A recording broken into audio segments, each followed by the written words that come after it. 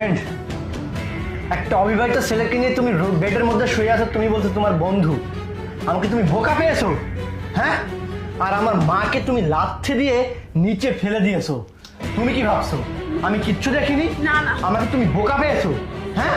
ফাজলামোর একটা লিমিট থাকে, শোনো, সবকিছুর মধ্যে একটা লিমিট থাকা দরকার। তোমার লজ্জা করে না? আমি তোমাকে কল করেছি, তুমি আমাকে ফোনে বলতেছো তুমি নাকি আমার মায়ের পা টিপতেছো, অথচ আমার মা ফ্লোরে পড়ে আছে আর তুমি আমার মায়ের শরীরের উপরে এই ছেলেটা সব পা দিয়ে শুয়ে আছো। শোনো, আমার কথাটা তুমি শোনার চেষ্টা বোঝার। আচ্ছা বলো, বলো বলো বলো বলো বলো, আমি কি বোঝাবে তুমি আমাকে বুঝিয়ে বলো, আমি শোনার জন্য প্রস্তুত। তোমার মা আসলে একটু মানে কাজ হ্যাঁ।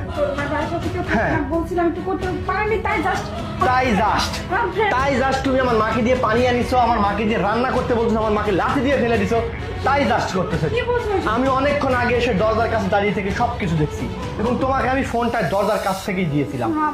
আমাকে তুমি মাফ করে দাও। তোমাকে মাফ করে দিব? তুমি কি ছোট বাচ্চা যে তোমাকে মাফ করে দিব? ছোট কোনো বাচ্চা যদি ভুল করে সেটাকে ভুল বলে, কিন্তু তোমার মতো একটা মেয়ে সেটাকে ভুল বলে না। আজকে আমার মায়ের জায়গায় তোমার মা হলে তুমি কি করতা? নিজের বিবেককে একবার প্রশ্ন করে দেখো যে আসলে আমার মায়ের সাথে তুমি যেটা করছো সেটা ঠিক কিনা ভুল। আমি ইনকাম করে টাকা দিই, আমার মা তো তোমার ইনকামের টাকা খায় না।